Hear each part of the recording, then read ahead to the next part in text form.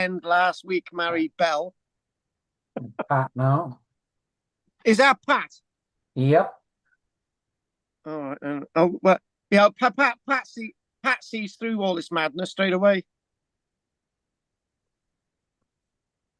What madness. Oh well, the little thing I played on Anne last week. When she married a certain Mr. End, and her name was Belle. Oh, She didn't get it. She just didn't get it at all. Right. Okay. So let's see if there's any news this week. okay. Right. We're live online now. So let's see. Have you got anything to say? Wonderful, Richard. The only thing I did see was that I was looking at on those 18th, 19th century maps, and there is a place in Wiltshire called Bell End. Hmm.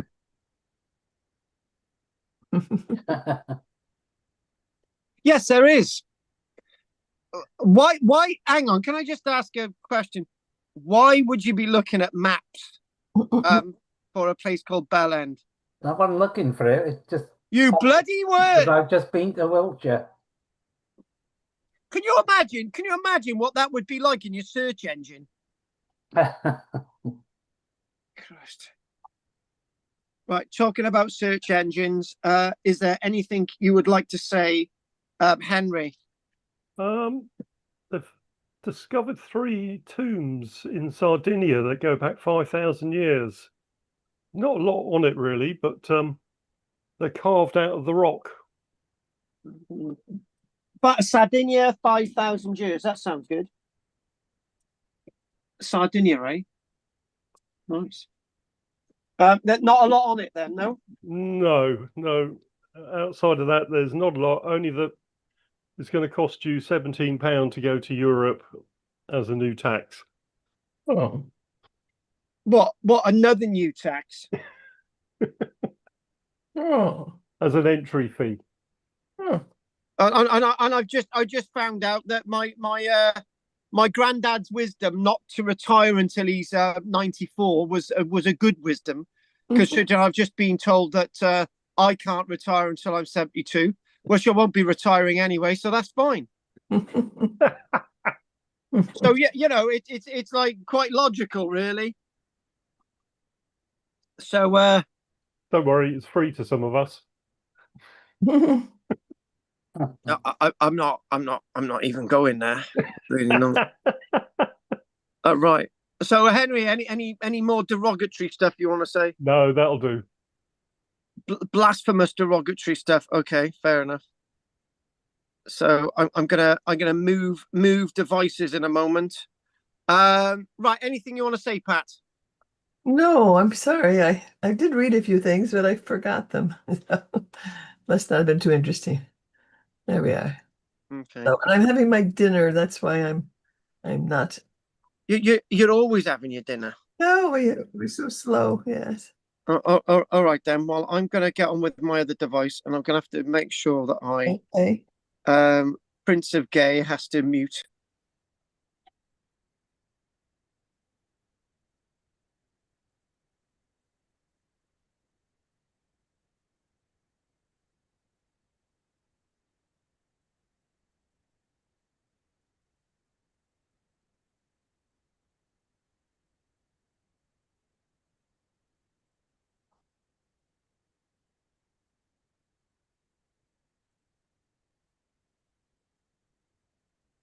I just realised you couldn't hear me. We're getting feedback on you. What about now? You're good. Am I very good? Am I a good boy? I won't go that far, but you're good. All right then. Well, I'm just gonna make sure that that should be all right. Good. Well, I'm gonna leave that over there because this device, I've been acting in Cardiff today, so I haven't had time to charge things. So what I decided this today is to look at a load of interesting bits of the Roman world, wherever they may be. And if it happens to go a bit odd, whilst we're doing this, which is probably the average thing I do, then I'll just try and get connection again. So let's get on with sharing. Goff is away this week. Well, he was with me last night, and I don't know where Anne is. But then again, even when Anne is here, we don't know where she is. Hang on, let's just try and unmute this a minute. I've got the other device on mute. I think that's good. Does anyone know about the new series with Dan Snow? No. Yeah, I was listening on the radio, and it was BBC Radio Wales, and he was live on yesterday, and he's got a new series looking at Pompeii. Now, the new series about Pompeii is obviously different than the usual series that you'd have on Pompeii. He's not really talking about Vesuvius and the eruption. What he's doing is he's talking about the real lives of the people at Pompeii, weeks, years, months before the eruption of Vesuvius. And one thing he's trying to get across is the overall lives of these people, and what it was like to work in the bakery. And in a bakery in Pompeii, you might get temperatures in that bakery in summer months of about 40 degrees C. And they used to send people who were criminals to work in the bakery, right? Because they were just not the place to be. And he was saying that if you happen to work in a bakery, that you probably didn't have a very long life, because there would be lots of flour in the air, and so that was very interesting. So what he's trying to do, it's a series on Channel 4, and I've got the information here, and it was actually last night, so I think you can get it on playback from Channel 4. And it's called Pompeii Life in the City with Dan Snow, which delves into the daily lives and the inhabitants of Pompeii before the eruption of Vesuvius. And the 4-part series, produced by History Hit, explores various aspects of Roman life in Pompeii, from the wealthy to the enslaved. And it is presented by Dan Snow and Dr. Yasmin Elmer. And I was listening to the both of them, and they're like me, have been inspired by Pompeii, basically all their lives. And the one thing being said about this is that you're so close to the Roman period when you go to Pompeii, and you can touch the frescoes, and you can look at the frescoes almost as if they were painted a few weeks back. You can sort of get a real sense of what Roman life was like at Pompeii. And that's what they're trying to put across in this new series. So I do have a little bit of a playback on the other device. So I'm just going to put that off. So if I said disappear for a couple of minutes, I will be back. So what I really wanted to do tonight was to sort of try and introduce this idea of Rome with looking at a few images. And I want again to do this probably next week. And I'm very much reminded of the fact that when you rely upon images on the internet, it might be that you want to use those images the following year and they're not there, because there's something called link decay, right? Which is something that people publishing things in books don't suffer from, because when you've got an image in a book, then it is there for all to see. And in a way, it's a bit like the documents that were produced by Roman historians and writers like Pliny and Plutarch and Roman writers like Livy, and even the greatest of them all, Julius Caesar. But we can refer back to that. But relying upon too much on the internet is obviously fraud. Every single image that we've got tonight is taken from a book. I wanted to go into my own book, one of them on the Romans, and I wanted just to say this, that this is a list of the earlier Roman governors. It's rather interesting, this list, because within the shape of 42 years, you get 11 governors of Britain. Now, after this point in AD 85, we see that sometimes the list of Roman governors isn't complete. And I really don't know why that is. I haven't really examined that. But some of these names strike out from the paper, like Aulus Plautius, who was the first Roman governor, who was a military man who came over with the likes of Emperor Claudius. And then other names that stick out from this list is Publius Petronius Choplinius, and he was the guy who ran away from Boudica, but he was rewarded with his cowardice by becoming governor. Similarities some days on what happens in our modern day and age. And you've got there the name Frontinus at number 10, and you've got the name Agricola. Agricola, both Frontinus and Agricola are military men.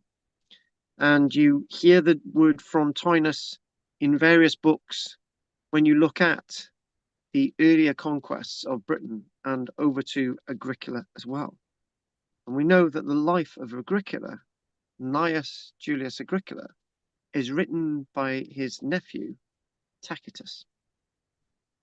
We were going to look at Tacitus the other week and Agricola, but we didn't get around to it. And there's actually so many things that I've become distracted by. And I'm reminded tonight that I somehow need to look at Boudica as well. But I think what we'll do, we'll look at Boudica in the order of things rather than what we did with Cartimandua and Caractacus. So this is the cover of my book, The Romans in South Wales. And do you know what, right?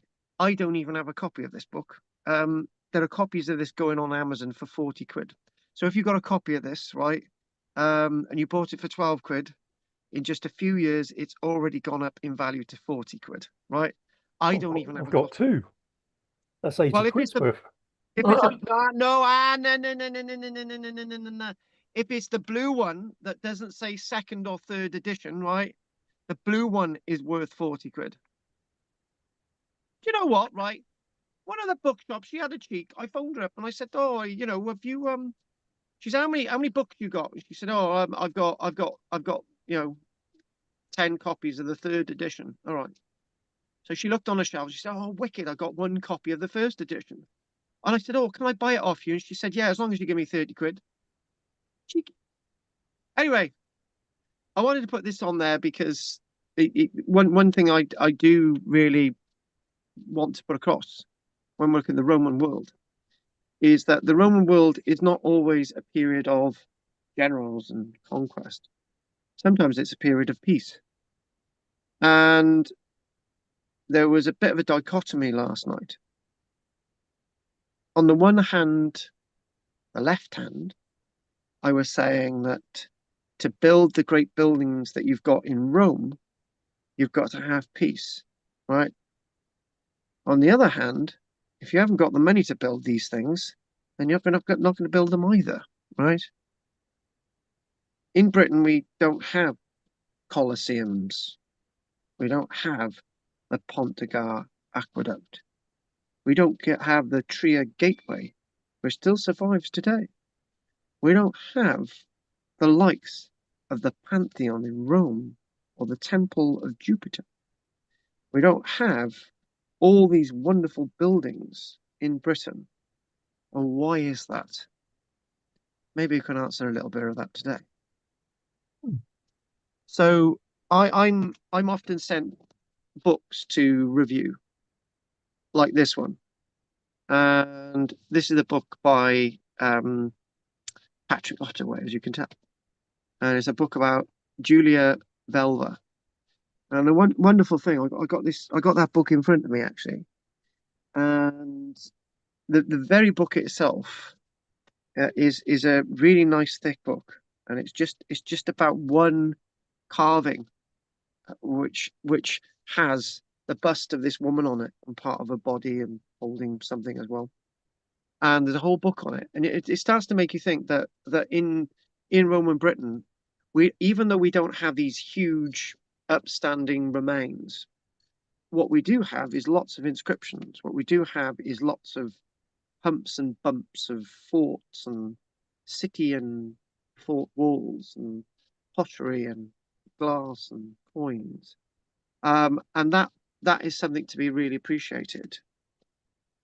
Now, I haven't got a copy of his book in front of me, but I don't know if any of you will have come across the historian stroke archaeologist from the 1940s and 50s called Leonard Cottrell.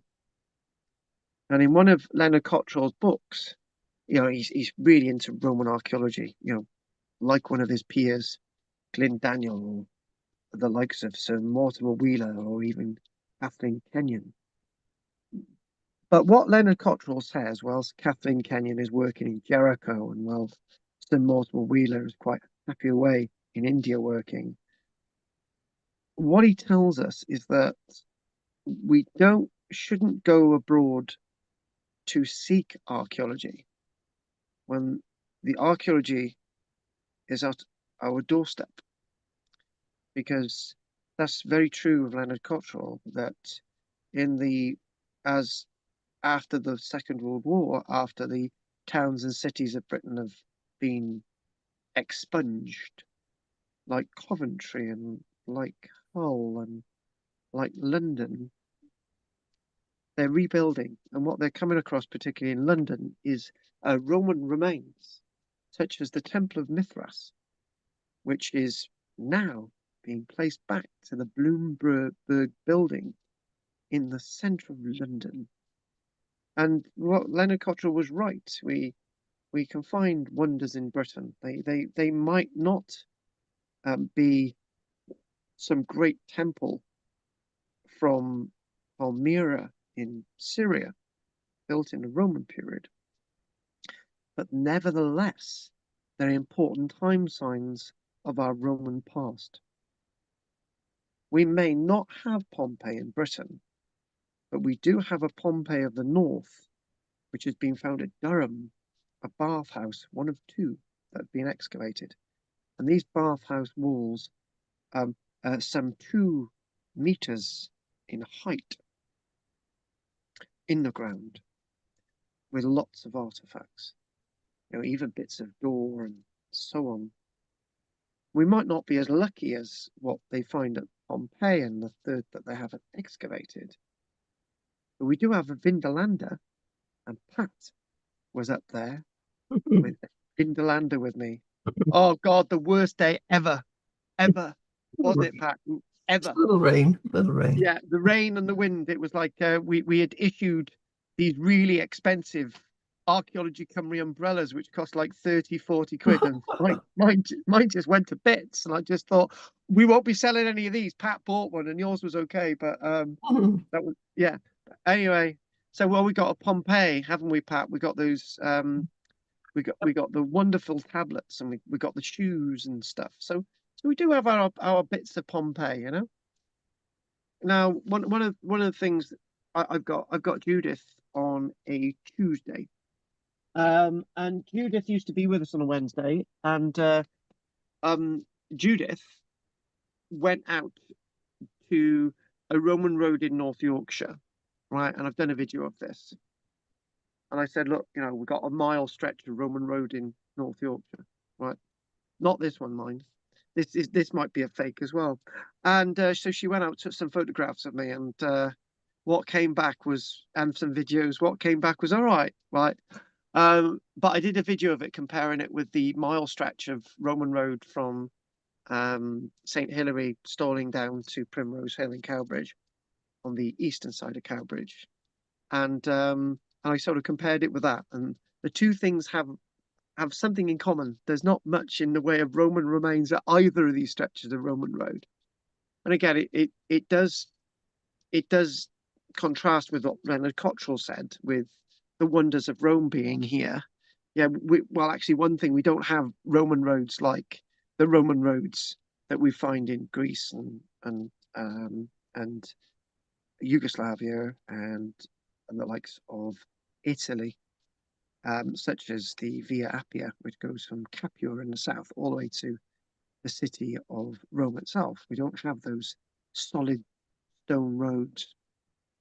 And I may have mentioned that last week, that they did things differently in Britain, don't we always?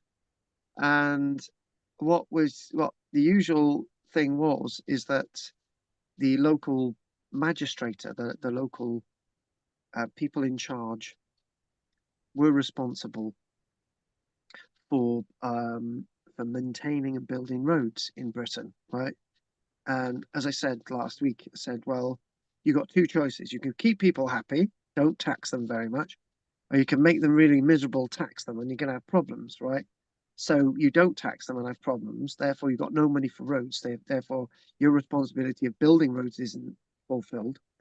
And then you don't have these roads in Britain. And that's very much what happens. It's a bit like this modern day and age, you know, as Richard lives in the Vale of Morgan, beautiful, wonderful roads with no potholes, because it's the responsibility of the council. You don't spend the money on potholes, then you spend it on something else. But yeah, I'm kidding you there. Some of the roads in the Vale of Morgan are atrocious, but it's the same as today. You know, you people pay taxes, or you pay the chief executive 200 grand, or you use that money to fill potholes. And the Roman world is very similar then as it is today. You know, if you don't have money, you can't repair the roads. And one of the things that we do know about the Roman era is that when you look at somewhere like York, which is another place Pat's been to with moi. I think you did, Pat. I was there. You were there, yeah. Oh yeah, that was so bizarre. Anyway, so we went with we oh god, that Pat, we could tell a story about that trip, but we're not doing it now, right? It's the only time that I've been really completely honest in my life. You know, we have like 6 people dropping out in hotels in York. So I spend the whole of Friday evening going to these hotels, paying them for people who ain't staying there, when they don't have to. And I'm so exhausted the next day anyway. Anyway, the point is, mentioned York, and it's got the River Ouse and the River Fosse. It's got 2 rivers in York. And when you think about that, they've got, strangely enough, they got their Baracum, the city of, you know, the Roman city there. And you're thinking, well, why do you need rivers when you've got why do you need roads when you've got rivers, you know? And so the rivers are bringing trade into York. So it's the rivers that you rely upon, right? And that's the point. So one thing that we got here is, I've mentioned this before. So what we've got a Roman legionary from the time of Julius Caesar on the left, and the Roman legionary from the time of Claudius on the right. So, you know, you've got a spit of time between these two guys, right? And the one thing is that, you know, things change, and the things were always changing in Rome with regards to their armies. So one thing that we do have is we've got plate armor with Julius Caesar's. That again, we have plate armor with Claudius's army in AD 43, and we have chainmail with Julius Caesar's army in 56, 55, and 54 BC. But in many ways, no Roman legionary would have looked like that in Britain. 2, they would have had cloaks. 3, their armor would be rusty like anything. 4, they would have covered up their legs, right? They would have looked very different. And so in many ways, the guy on the left looks sort of more like the part. You know, he's got nice leggings on. And one thing that we've learned from Vindolanda is that they that they did have different shoes and they did have socks. You know, we got one account of this guy writing to his mum saying, "Mum, can you send me some socks?" So yeah, and you know, cloaks and all these different things. So when we start to get into the nuts and bolts of the real Roman Britain, right, you see that things are a little bit more sort of less personal, like these images. They're a little bit more sort of people did what they could to get on in Britain, really. And the sort of nice cockade there. There's one of these actually at the military museum alongside Hadrian's Wall, and I think Pat would have seen that as well. So again, the names of these. So what we've got the Lorica Hamata chain mail hauberks, which is what he's got, and then what we've got is the Lorica segmentata, which is basically strapped on with under a leather jerkin underneath. But in regards to all the Roman legionaries looking like that when they come over to Britain, it's highly unlikely. So, do you know what? One thing that I do love is illustrations. I really do love a good illustration, and you know, this is in one of these books that I've got that I'm reviewing. And I like something like this because it tells more of a story within the story that I like to tell. And basically, the caption underneath is the wrong way round, but it basically said a trader at the gates of Benwell fort on Hadrian's Wall at the time of Emperor Hadrian in the 120s, right, 125 or whatever. And this tells a story in itself because it's, you know, the rest of the wall isn't built then, you know, and the gateways and stuff. So what exactly is Hadrian's Wall? It's a customs gate, you know, it's for people to pass back and forth, you know, to trade back and forth, north to south. And this is how you collect your taxes or whatever. But the one thing as well is that we're starting to learn very much that Roman Britain is a different place than what we very much learnt about in school. And to build anything, you need taxes. And if you don't have taxes, then you're not going to build the Colosseum. Hence, we couldn't have had much in the way of taxes because we didn't build the Colosseum in Britain. And there were little amphitheatres like Caerwent, and there was the theatre at Verulamium, St. Albans. But again, back to this thing, you know, you could argue, you know, we're always fighting in Britain, but there's no evidence for that either. And if they were, the Romans would have soon gone. I think what we do, we focus on the masculine side of history rather than the actual history, right? And we've got to be very careful in the directions that we do to try and understand the history. Are we looking at history in a masculine way or a feminine way? Are we looking at history in regards to Tim Ingold, where you're looking at layers and sort of intermingling everything, which is the way I look at things, right? So, and the one thing, you know, we've got these illustrations here, right? And then we get to this, and they're wearing cloaks, a little bit more warmer than those other two guys, right? And again, I like good illustrations. Again, let's think of this wave of understanding Roman Britain with the rest of the Roman Empire, which is basically where we're going to go now. This is the granary store along another site along Hadrian's Wall, or close to Hadrian's Wall, called Corbridge, right? And this is basically the granaries, and obviously really, really well preserved. The one thing that I didn't mention last night was that lots of people into Roman era Britain, whether they're historian, archaeologist, or amateur, or whoever they are, they always say, "Oh, look, the reason why the Roman remains in Britain are not as good as those on the continent is because all the remains have been looted, and you know, they've been used to do this and that." Well, that's what they did try to do that with the Colosseum, and it's still standing. You know, they tried to do that with lots of remains in Constantinople, the last city of ancient Rome, and it's still there. They tried to do that with the temples and sites at Nîmes in France, and it's still there. They tried to take away bits of the Pont de Gard aqueduct, and it's still there. So in other words, arguing that, we've demolished these sites and, that's why we don't have the remains like the ones I've just mentioned is absolute nonsense. One critical point is that we've got in the archaeology of Londinium London that we've got the remains of a huge basilica. Yeah, they've built this huge basilica. Yeah, big domes and sort of ranging arches and stuff. And in the 300s, they demolished it.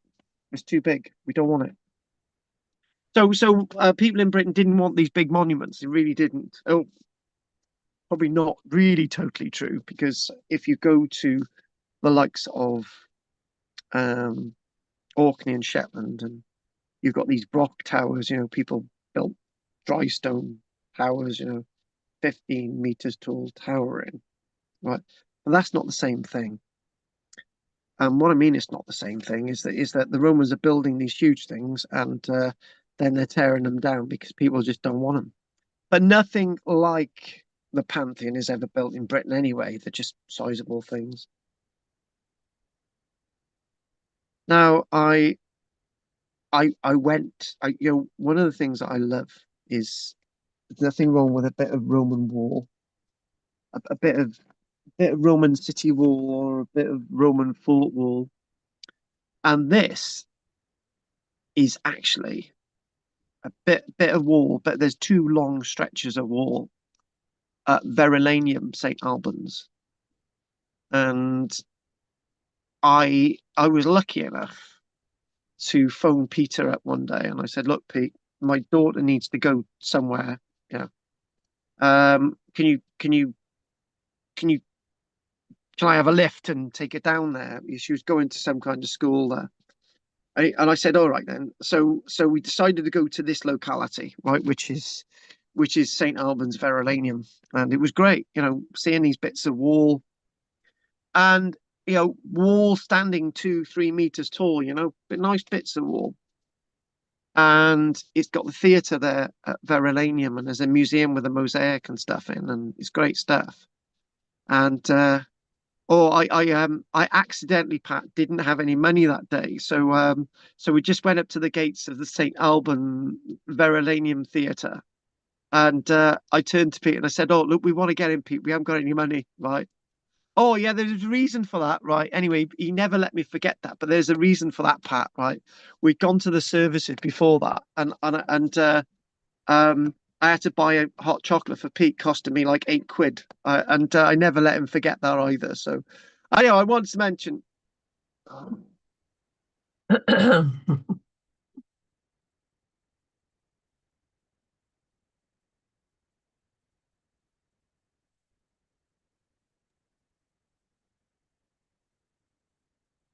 I think he's gone somewhere. Hmm.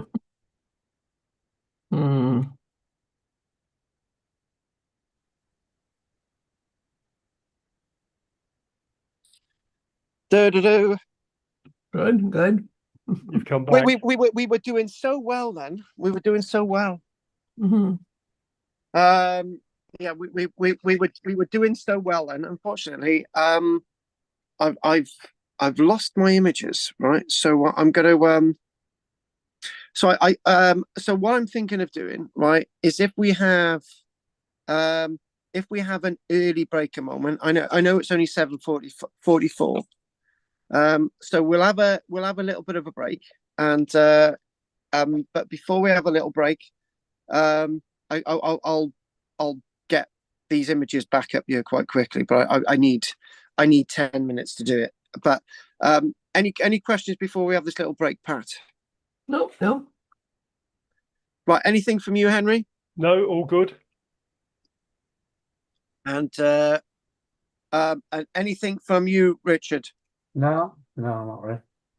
The same mind with the walls. They've got some pretty impressive walls at Roxeter. Hmm. Yeah, but that's the Themea building at Roxeter, this huge workhouse building at Roxeter. Hmm. So what I'm going to do is, I do believe Anne's tried to get in now as well.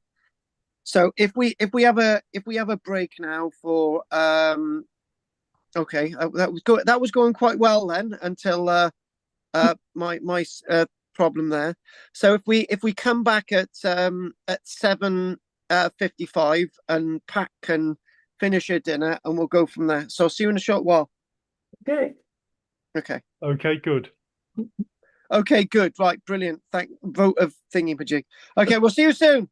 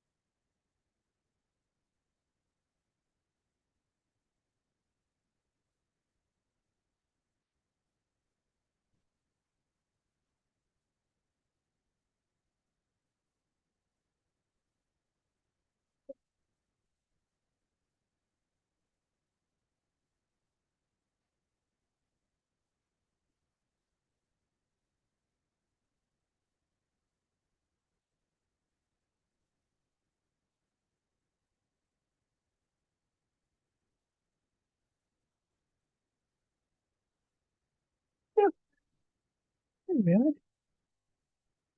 I'm back. Let's see. Oh, there we are. There. Hello, Richard. You okay? Ah, Yeah, fine, thanks. good, good. What's the map behind your head? I've been trying to figure out what that map is. Oh, Old-fashioned one? yeah, it's an old map of the world. That's probably years ago in Is the Spain. it's the world? Yeah, Oh, old-fashioned. Yeah, right. from Okay. the 16th century, I think, or something. Yeah, amazing. I bought it years ago in Spain. Ah, great. Was there Yeah. a map of Monday? Isn't that the one that's in a church here somewhere? Oh, in Hereford. That's it. Yeah. Yeah, It's a bit different. Uh, yeah, got Jerusalem in that as the center of the yeah, that's it. Jerusalem is the center of the world, or middle of the world. And it was Hereford, huh? Everything. Well, I didn't remember where it was. I didn't get a copy of it. Ah, Hmm. yeah, because I went to Salisbury Cathedral. Yeah. They've got a copy of a Doomsday Book. Oh, right, right. Yeah. Yeah. Yeah. A Seems little dark room, you go in, you can't take any pictures. In case the flash damages it. Yeah. Yeah. Hmm.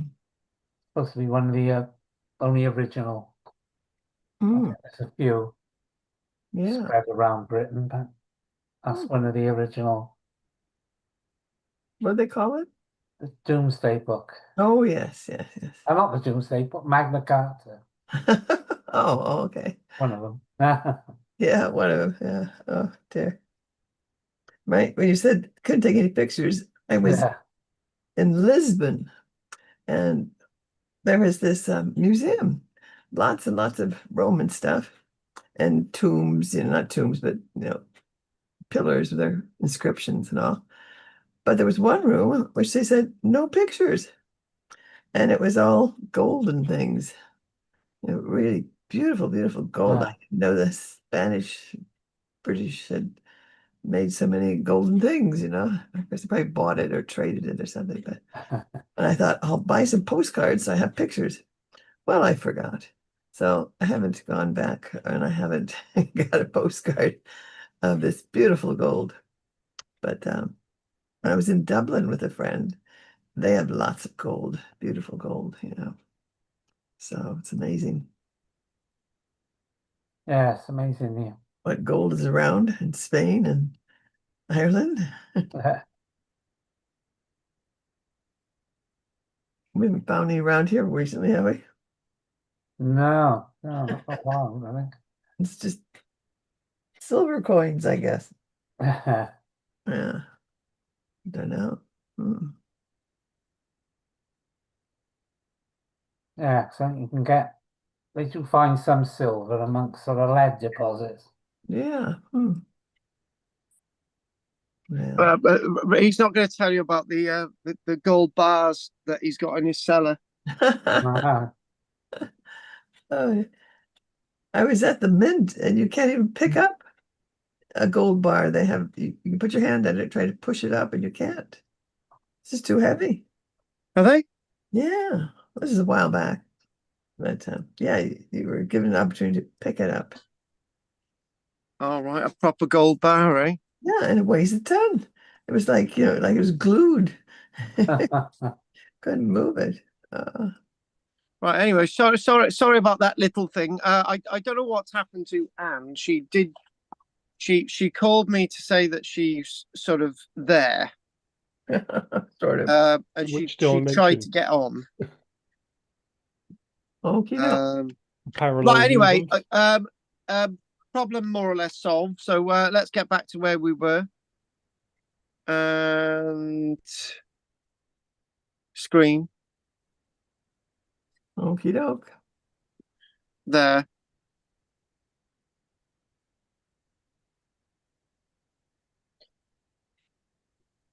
Good. Sorted. Okay, you should be looking Okay. You are sharing screen. So, oh, hang on a minute. What is showing on your screen now? Ooh, Is there an Rome. image showing on your screen? there is, yes. Mm. Try and decide which one it is. Right. What about this? Is that showing? Oh, it's just Briefly, gone. it went away. You did have a map there. Yeah, there it is. Right. Good. Excellent. So we were talking about the Roman world, and we were talking about sort of various bits of Roman archaeology, whether it's at home or abroad, and it's just going back to what we've been saying in the other classes that we've done, and about this world by the reign of the likes of Septimus Severus in around 210 AD 210, and you've got this sort of large empire. And you're talking about the map of Monday a few minutes ago, Yeah. and I think what Richard's got on his wall is the Bartholomew map, but the map of Monday itself, obviously, or is it the map of Monday that you got, Richard? There, I don't know. I'm just talking out of turn, but yeah, the No, map of Monday is in Hereford Cathedral, and it's in a dark room. I've seen it, and it's basically the size of, yeah, it's basically the size of a car wheel. Hmm. It's really odd, and it's sort of, when it looks at Africa on it, it's like saying people in Africa have got one eye, and they hop around on one leg, and when even in the 1400s, Arnold of Todi once wrote that Englishmen have tails. It's true. Anyway, but back to this map, and you could say that the Roman Empire at times was bigger than this, particularly in the east, stretching all the way over to Babylon and so on, and a lot more of Africa at times, and a big chunk of Germany.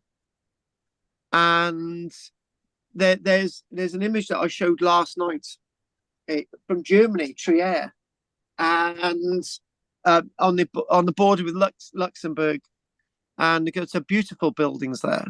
And so at the end, if we've got time, we'll sort of type in Trier, and we'll look at some of the stuff there. Now, one of the things that we've got to think about with Rome is, people say, Rome's no longer with us. Rome has disappeared. It's a visage lost in time, but it's not, because even today, Rome is still around us in our towns and our cities. And if you, for example, you go to Cardiff, the civic centre in Cardiff, which has got the law courts, which has got the museum, which has got the Cardiff City Council. It's like,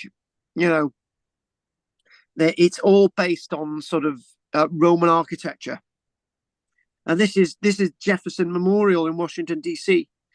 And this is meant to be a representation of the Pantheon, which still stands in Rome today, with the roof, with the dome still there. The Pantheon roof still stands nearly after 2,000 years. As Very good impressive. as this. And it's that sort of, it's when people are discovering Rome, and going out to see Rome in the 1700s and thinking, oh, this is wonderful stuff. They're bringing these architectural styles home to roost. But obviously, when you're talking about the Civic Centre in Cardiff, that's all being built from the around the start of the First World War all the way to the 1920s. And again, this is in the States, and this is no exception. So it's got an influence on Western culture. So this itself, oh, sorry, it's on its side, because I've just had to quickly And reset that and do that there. This is actually the Pantheon itself, not the Parthenon, the Pantheon, right? So this itself is a really nice illustration from the 1700s, and the dome you can just see behind that's there. And one of the things I've mentioned is that Latin, right? So on these buildings in Cardiff, and when we're building sort of Roman style buildings. I was going to use the word Romanesque, but it's a little bit more than that. When they're building these Roman style buildings, you've got the lettering that's been inscribed in the architecture, and you do have actually really chunky doors for these buildings still operational in the likes of Rome and elsewhere. So even though we're rebuilding these things and constructing these things at the end of the 1800s and into the 1900s, there's still the Roman stuff around, and this still operates and stands as a church, a modern day church in Rome itself. Now, whenever we think about Rome in the British context, we always talk about roads. I mentioned that a few moments ago. We always talk about roads and, you know, what did the Romans ever do for us? And we're starting to really realize that, as I keep saying, when we've been doing the Roman stuff, that most of the roads that we know about in Britain are based on earlier trackways, except this one, with this great aqueduct, this vast aqueduct going to Rome behind, this huge aqueduct from Capua. What's in front of us is actually the Via Appia, which is a stone paved road, which does actually go from Capua in the south all the way to Rome itself. And again, we don't have these majesties here, but we do, for example, in Spain, Italy, Yugoslavia, even modern day Germany itself. And one of the things that we could say is the reason why we don't have aqueductal remains like that in the background might be because there just weren't the people to need these monuments. You know, when you think of Rome had a population of a million people 1,800 years ago, which is quite a sizable population today for any city on the planet, but it did have 1 million people back then. And it's just all that sort of idea of comparison, because lots of our stuff is under the ground. And that there, look at that beautiful temple there. What we do find is these little temples. The Temple of Portus in Nîmes, in the likes of France. And again, that stands. It's still got the marble there, and it's got the beautiful steps and the beautiful columns. And one thing that sticks out to me is the other argument why we don't have these buildings in Britain. You know, war. But then again, this is in France. How many wars have France had in the past 500 years? Quite a few. And these buildings still stand. So again, it's thinking about this. This is roughly from about 100 years BC. And again, lots of this architecture still with us today, are still loved, still respected. And just quoting and remembering Mehmed the Great. In sort of late April, he's capturing Constantinople. And Mehmed the Great is said, when he captures Constantinople, the capital of what's left of the Eastern Roman Empire in 1453, it's said that he's come home. And in many ways, the Roman Empire never died. It's still with us today, not just in its buildings, in a political sense. And, you know, lots of people have long respected the Roman ideal, the Roman sense of architecture. And actually, I've been fascinated with it since I was a child. And I can remember when quite a while ago, we used to have a chap by the name of John that used to come to our classes on a Tuesday, and John said that he in France now, Pont de Gare, in France, he actually walked in that thing at the top. That's actually where the water's carried. That whole monument, and the water is carried in the top bit, because the bit below is for vehicular transport and for walking, right? And what there was, the water would flow in the top viaduct there, and that would have a lid on it. But you can walk along there actually today, still on the top, if you're very daring. And again, this sort of sense of architecture, this sense of sort of permanence, this sense of foreverness. And it seems a bit of a shame. And I think Richard, out of everyone tonight and last night, is the only one that may have done my Roman classes. Well, because what I used to do in the pandemic, we used to have a Roman class. So as you know, I used to teach 7 days a week for that, and we used to have a Roman class. And we basically had one day we might have aqueducts in the Roman world, the next week we might have bits of Roman fort stuff in Germany, and next week we might do this and that. So we've done lots of these things. And again, thinking about the power that these monuments instructed on the people that saw them. And one thing that we take for granted today is that we go into our towns and cities, and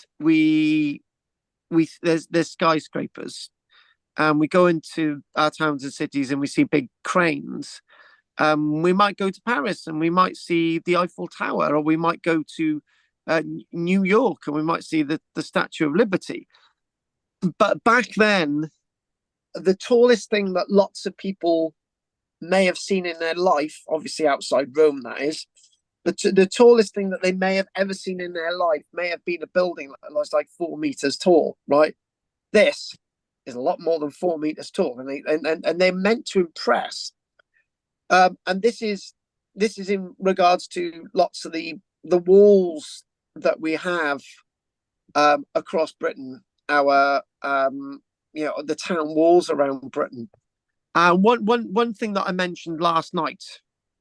This isn't in Britain, but there is something like this in Britain, right? And I'll tell you about that in a moment. Don't let me forget, right?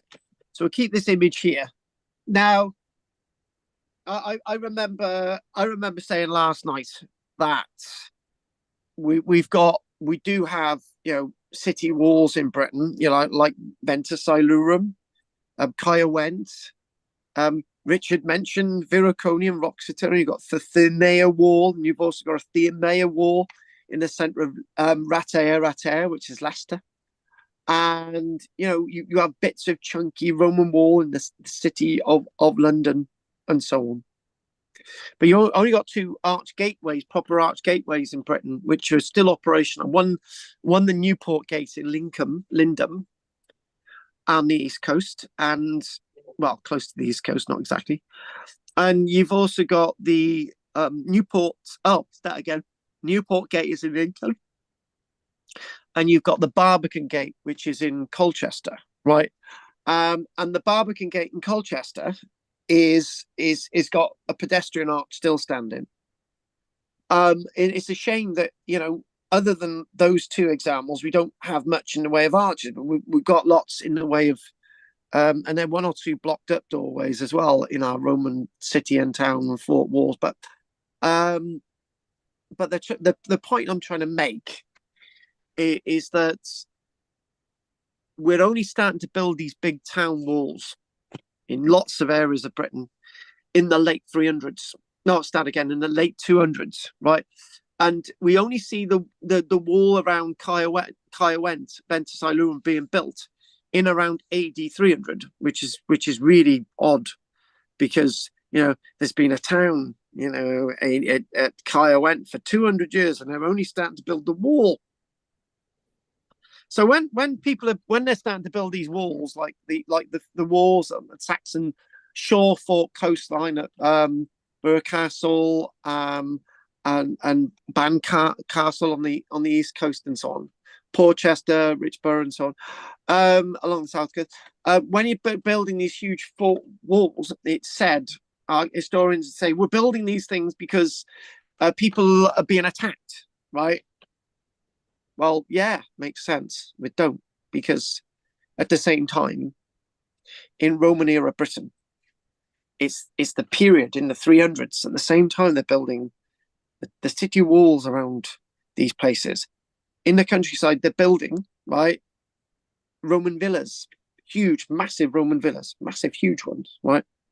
Yeah, there are lots of Roman villas around Britain, but they're making mega ones, right? So if you're building Roman villas in the countryside, right, and there's no walls around them and there's no ditches, but you're building walls around and reinstating walls around places like Corinion, Cirencester and Glevum, Gloucester and so on, it don't make sense. And now what we're starting to realise is that they didn't build the walls around lots of our cities for defence. They built them to show off. It's true, because when you look at the Roman walls at Caerwent, let's get off here a minute. Let's look at some walls. I like Roman walls. Let's look at the Roman walls at Caerwent. So here we go. Caerwent.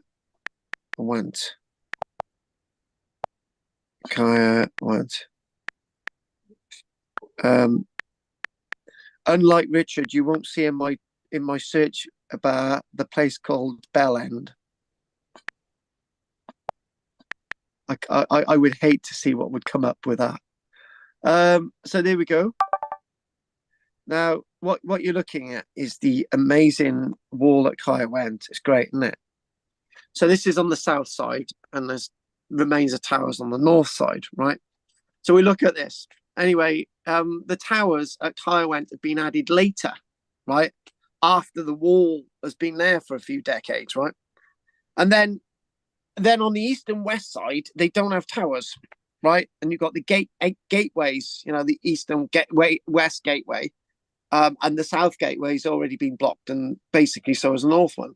So anyway, and there's no gateways. Start again. There's no towers. Start again. There's no towers on the east and the west side. There's towers on the south and the north side, but not on the east and the west side where the gateways are, right? The entrance into the city. And then that's really odd, because if you're going to attack a city, you're going to attack it where the gateways are. And to protect the gateways, you're going to need towers with crossbowmen on and sort of archers. But at Caerwent, they don't do that, simply because it tells you that the wall is for display, not for defence. And that, again, is borne out with the fact that we've got all these villas being constructed around Britain in this period at the same time they're building these walls. So we're not building defensive things to defend ourselves. We're building them to show off, because they got money. The magistrate decided that, we can't have the people at Glevum having a far better wall than the people at Caerwent. Can't happen. So we're going to build a wall around it. The people must have been really annoyed with that one. It must have been like HS2. Anyway, back to where we are. Oh yeah, back to this, right? Down in I do my weekly video, yeah. Well, not a weekly video. I used to do a daily video on Roman remains in Britain. It used to be like a minute, and I used to sit down with Michelle, and she would say, "All right, Chester, all right." So I'd find like Roman remains of Chester, like the amphitheatre, and she would, let's say, oh, Bristol. Oh, wow. And I found a Roman villa in Bristol on a housing estate, right? So I chucked that up there, right?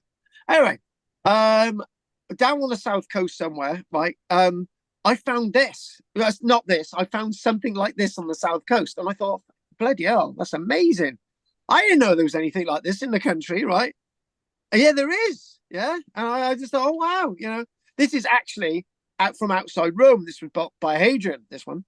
But there's something like this on the south coast, and I'm thinking, no, this can't be right. Yeah, how has it survived? Basically, yeah, in the 1800s, somebody bought the remains of a Roman site in Africa and boxed it all up, brought it up here, and rebuilt it in Britain.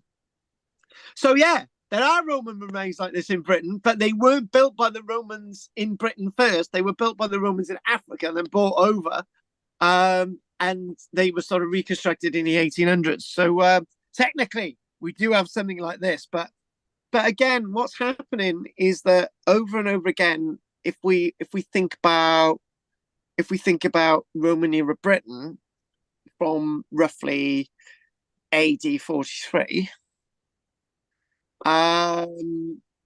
what you do see and what you do know is that for the period of nearly 450 years of Roman era occupation, rule, influence, right, it's probably 50 years where there's violence, and then the other 400 it's peaceful, right?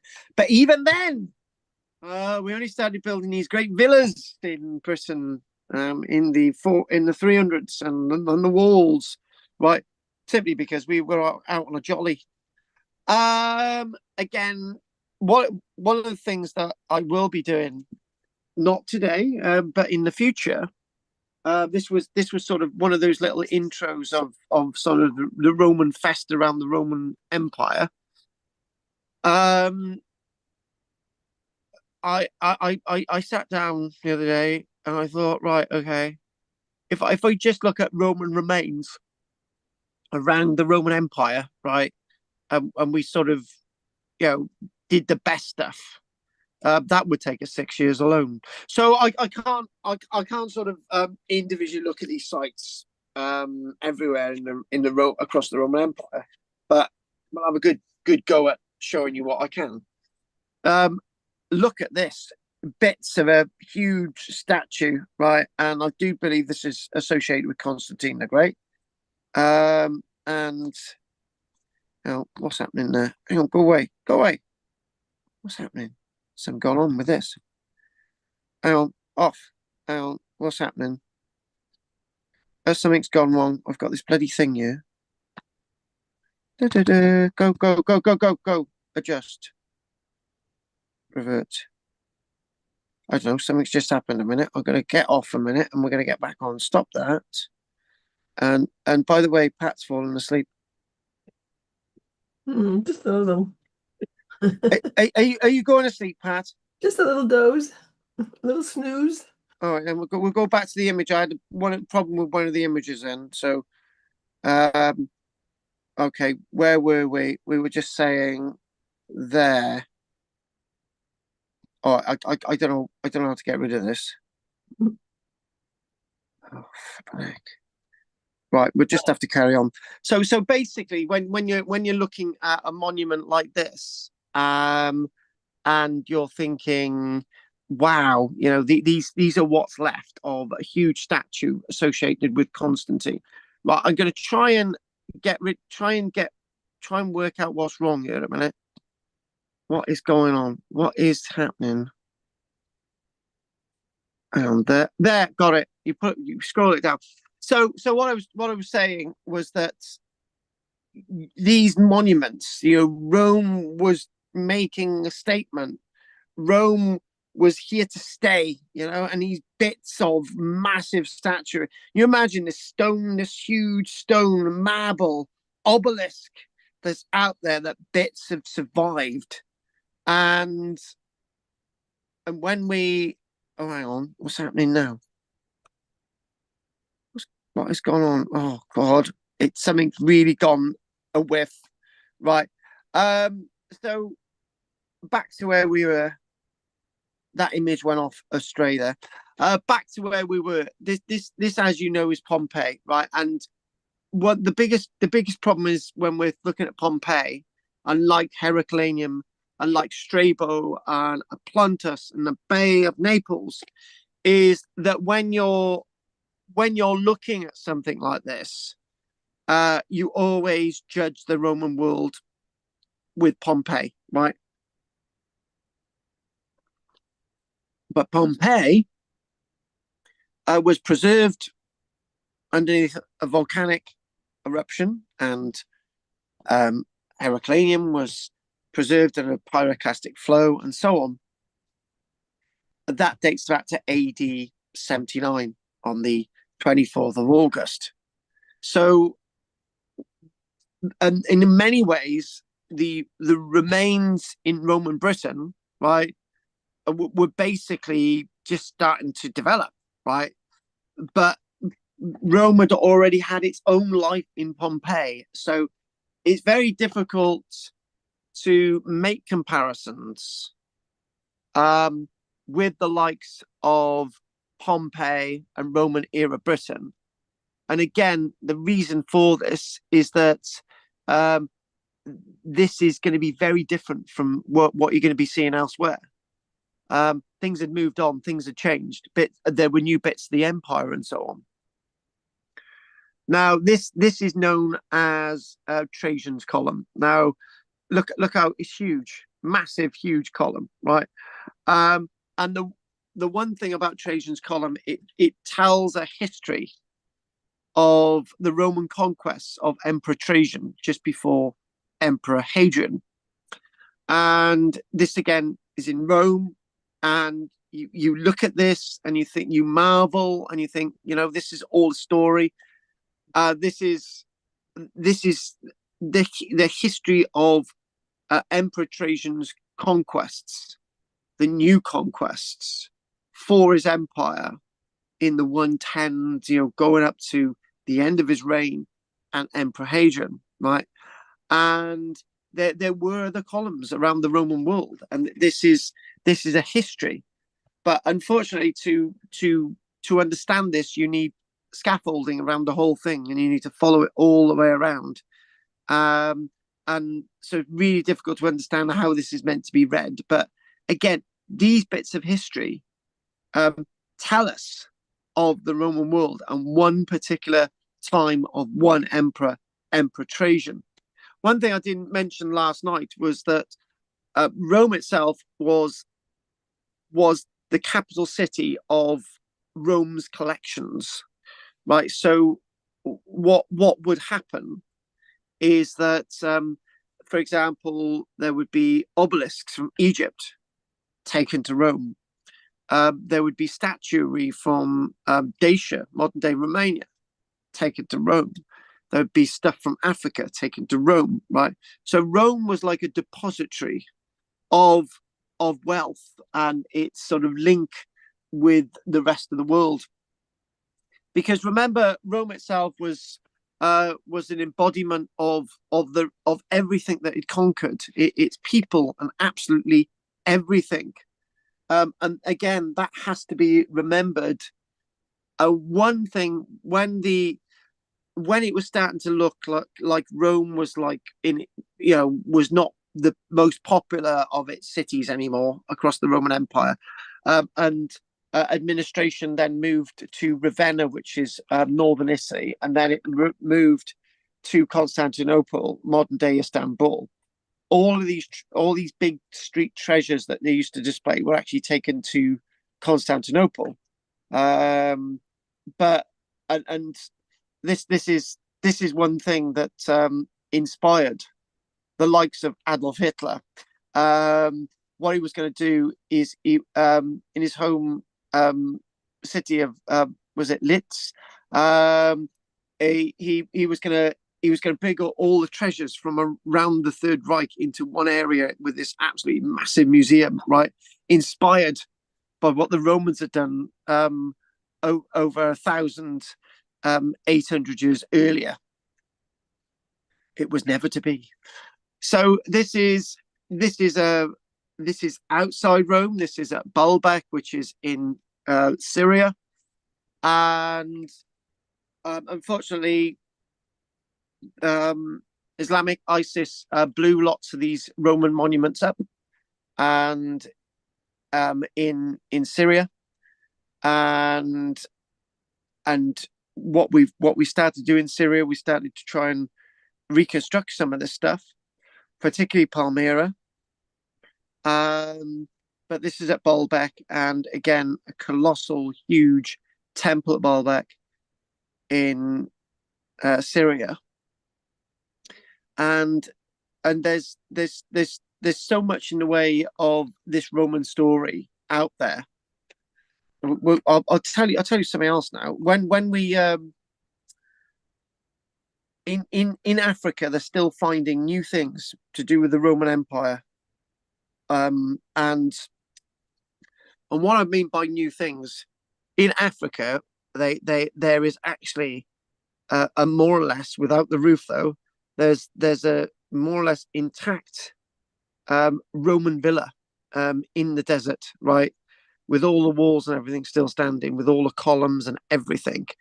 And you never know, in Africa, in the sands, there might be a whole Roman city left to be found, but not today.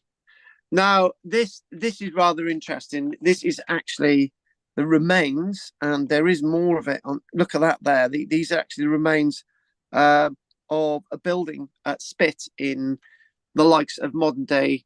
Well, when I say the area of, on the coast of the Adriatic, and this was one of the retirement retreats of Emperor Hadrian. And although what we do find is that lots of Roman emperors are still interested in Rome into the 300s, after the 300s, their main interest are going to be elsewhere and Constantinople. And Emperor Hadrian in the 120s was going to be his place of retirement at Split on the Adriatic in the old Yugoslavia. Now, this is known as the Arch of Constantine. And when people are again talking about, the great monuments of the Roman Empire, there are lots of arches like this across the Roman Empire, from the likes of Syria all the way over to Turkey, from the likes of Turkey to Greece, from Turkey to Italy, from Italy to France and Spain, Tunisia. There's these arches, right?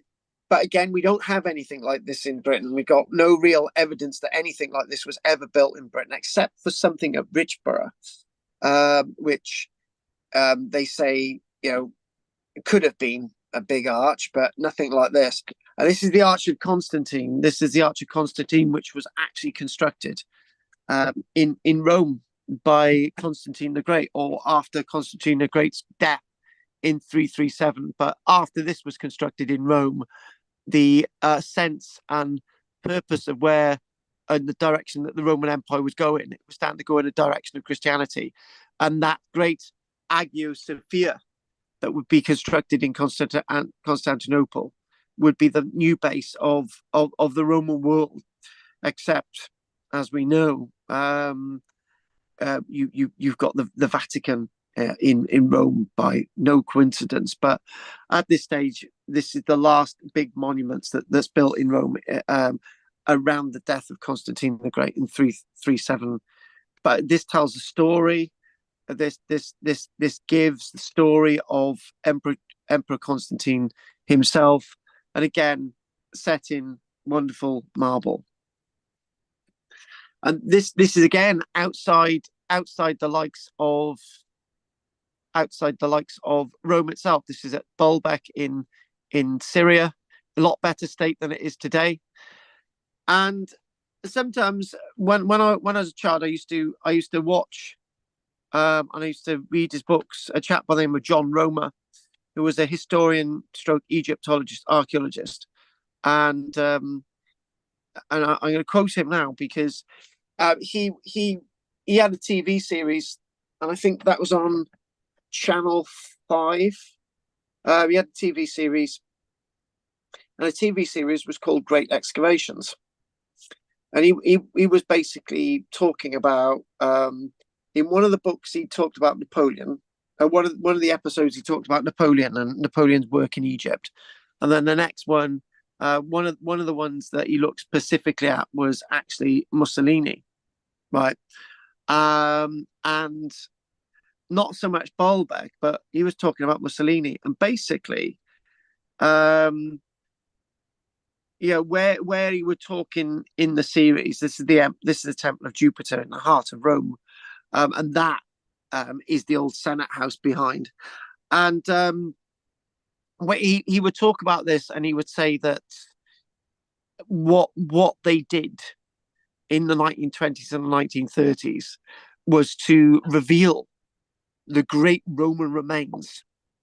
And to do that, they would have to clear lots of the peasant housing that all of these buildings were sort of were submerged by after Rome started to sort of decay into the 600-700s.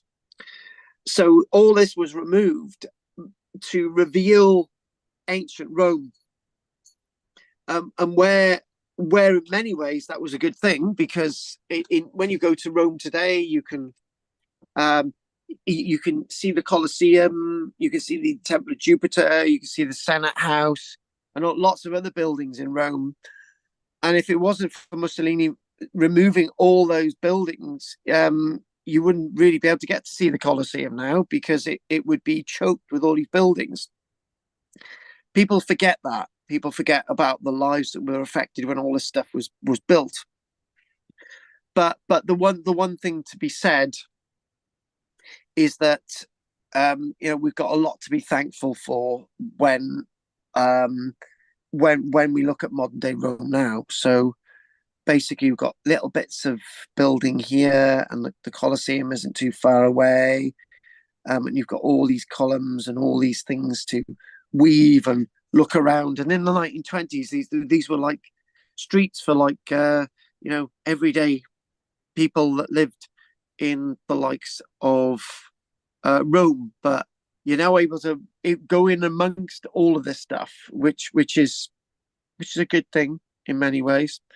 So one last thing that I did last night was we're back to that. One last thing that we did tonight, because we are finishing a little bit early tonight. So one thing that we did last night was just to say that we on my other device, that there were a few images of this locality in Germany, right? We'll type that in. Trier, Roman. There we go. And there's the Porta Nigra, which is actually this. This. Here we go. This is actually the finest Roman gateway anywhere in the Roman Empire, right? And amazingly enough, this was amazing enough, underneath this is a little bit more of the remains, right? This was actually choked up and buried by hundreds and hundreds of years of build-up. And also in this place, because I remember doing a whole class on this locality, right? In this place, they've also got, right, if I can find it, there. They've also got this building, which is an absolutely massive basilica in Trier, which we will be looking at on a future occasion. So what we'll do, we'll call that a day now, right? And we'll see if there's any questions, because I know Pat's getting tired. I was at the designer outlet in the grocery store today. Were you? Yeah. The designer. Don't tell me you bought marrows. People have been talking about buying marrows. No. Right. Okay. Anything you want to say, Pat? Nope, not at all. It was very interesting. Thank you. What about you, Henry? Very good. I sent you some images. Oh, right. Hang on. You did tell me last week that you're going to send me some images. So I can't remember what it was. These are just in the last half an hour. Mm. What were they again? It's on your WhatsApp. It's the Pantheon. Ah, right. We will look at that next week. We from the inside. Oh yes, we'll look at that next week. Hang on a minute. As you guys are talking, right? I will see if I can. I'll see if I can get them up now. Hang on a minute. Hang on. Did you say you sent them on my WhatsApp? Yeah. Oh right. They don't seem to have come through. The only thing that's come through is somebody trying to get me to phone them, and they're going to offer me a job that gives me £300 income a day. Yeah, and that's on WhatsApp. I don't think I'll bother with that. Yeah, it's not on my WhatsApp, strangely enough. Right, maybe it will turn up later. Are you sure? You got my right Yeah. WhatsApp? Yep. Look in junk or what's the Can you get junk in your WhatsApp? Oh, I Not don't. really. No, I guess not. Are you sure you didn't send in my email? No. WhatsApp. Oh, hang on a minute. Oh, hang on, they've just come through now. Woo. Hang on. Oh, we'll have a look at these straight from the. Oh, look at that. Hang on a minute. We'll have a look at these now. Seeing as he's been good enough to send them through. Hang on a minute. Let's just get share screen. Hang on a minute. Share screen. Share screen. Okay, we'll do it in a minute. Share. Sharing is caring. Here we go. God. Share. Screen. Start. Let's look at these images. Right, okay. They were there. Can you see that? Yep, inside. Look at that. It's absolutely amazing, isn't it? So you took these, Henry, yeah? Yes. Yep. Just on my phone. Do you know, it's amazing, isn't it? And basically, obviously, there's a whole sort of has to be done on this, but basically, when you look at the architectural images, but what they did, they used different grades of concrete, right, and finer cement as you get to the top, and sort of pumice and tufa and all these other ingredients they actually used.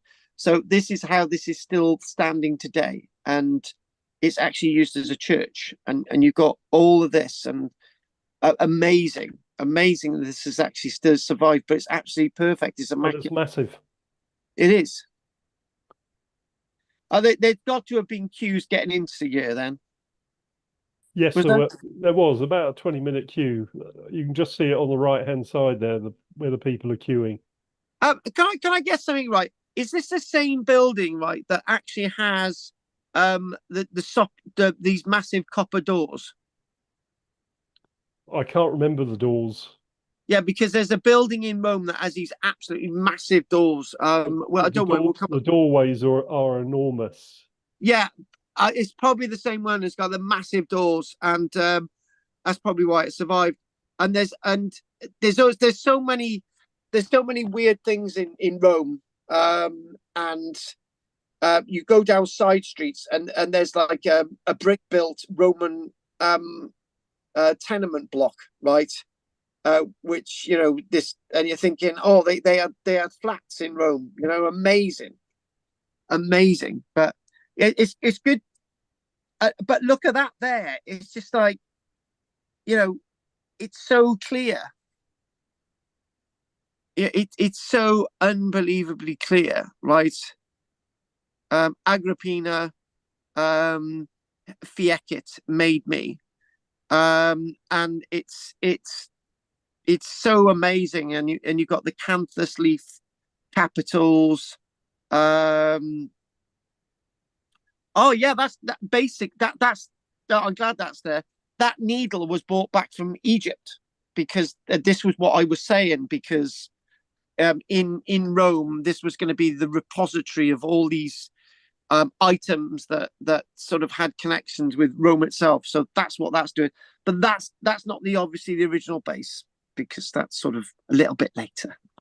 But again, beautiful marble there, and oh God, I know about this marble. There's a marble quarry not too far away, and that's that beautiful marble that was used in those columns.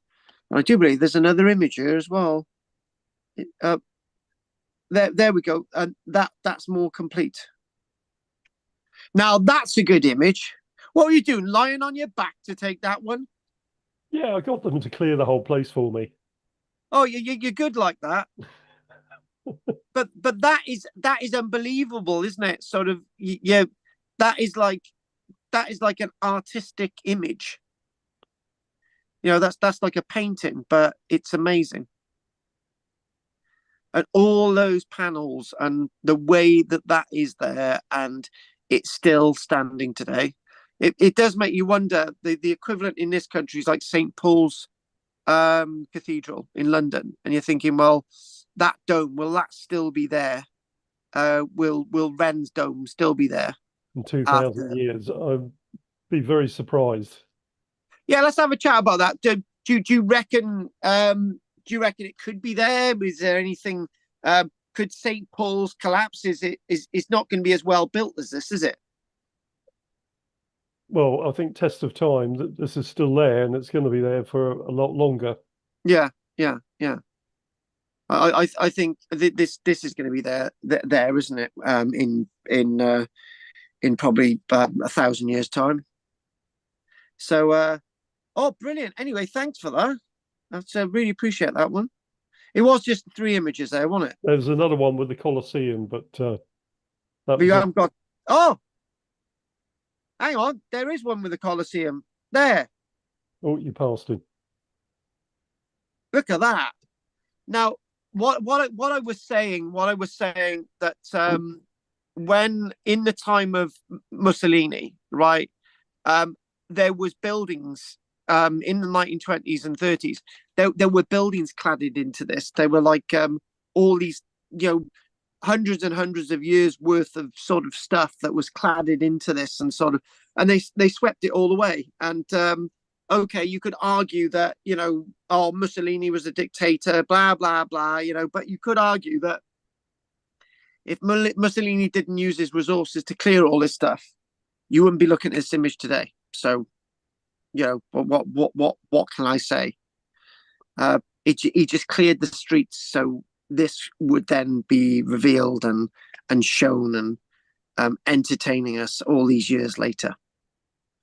I think this was built in the reign of Emperor Vespasian in about AD 79, but we will look at that one again. Right, anyway, thanks for those images. That's really, really appreciated. Really, really is. Oh, and also, when you do look at the Colosseum, it doesn't all look like that, because from another side, the level is not the same. So yeah, that's right. It drops off. It drops off. So we always look at the famous image. So, and it was all cladded with this beautiful marble on the outside, and there's very little the original cladded marble still there. And the reason why, I could tell you, give you a little throwaway fact here, if you ever have a quiz, right? The reason why the marble doesn't survive on the outside of the Colosseum is because in the medieval period, they removed the marble and ground it down because it made the best mortar, right? And that's why the marble was removed. It wasn't used to be building another structure. It was all ground down. It was heated up. It was made into lime, and it was made into mortar for the building of medieval Rome. On that note, I'm just going to find out then if there's. I don't know. We were asking if there was questions, but anyone got anything else to say, Henry? No, I'm good. I'll leave you alone, because I think Pat wants to go to bed.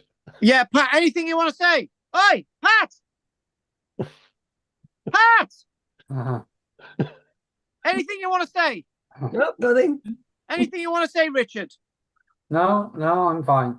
All right then. Well, we'll call it a night. Thanks for joining me. I'm just going to feed the animals, and I'm going to lie down in a dark room.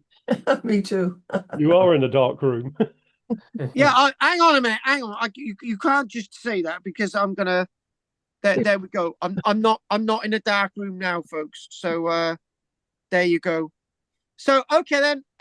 Hopefully see you next week. Goff will be back next week. Anne will probably have worked out how to use the computer. But she was here last week, which was really weird. Well, she did come on. Briefly. I disappeared. No. Must be She her. was waiting to come in. I clicked on her. And Oh right, she did come in. yeah, she was trying. Yeah, she definitely is. Oh, okay then. Okay, hopefully she'll be back next week. We know what to do next week. Okay then. On that note, anyway, watch what you're doing. Keep safe. And Henry, Pat, and Richard, I will see you next Wednesday. Yay. Thank you very much.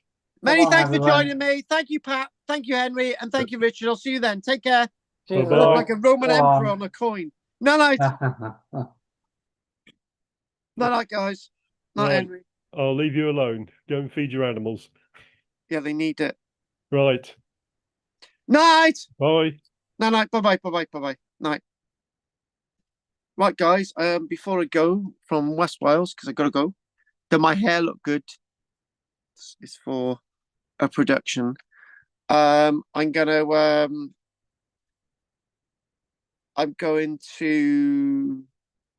go now, and I'm just gonna. Anyone got any questions? Please let me know.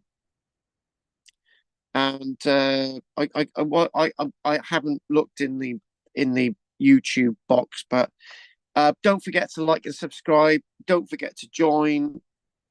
And just yeah, I'm just gonna double check to see if there is anything, because technology has sort of charging and stuff has not really worked tonight. So I'm just gonna look in the chat box, and there's nothing in the chat box tonight.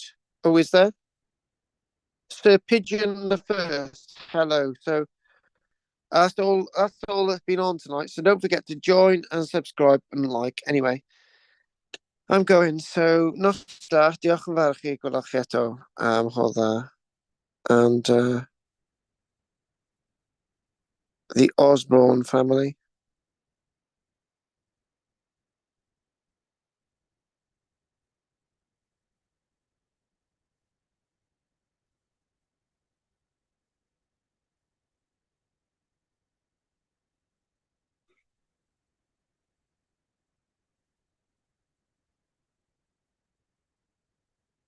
Okay, Donald Trump suddenly realised that our Prime Minister's an arsehole, but we all knew that.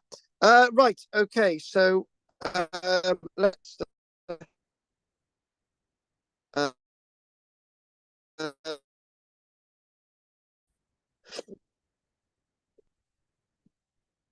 okay. I'm going to see if there's anything in the chat box. Nothing in the chat box. 1, 2, 3. Nothing in that chat box. 4, 5, 6, 7. Nothing in that chat box. Nothing there. Nothing in that chat box. Nothing there. Nothing in that chat box. Nothing there. And nothing there. 1, 2, 3, 4, 5, 6. 2. Nothing in that one. Where's that? There. 1, 2. No, Stucky. No, no.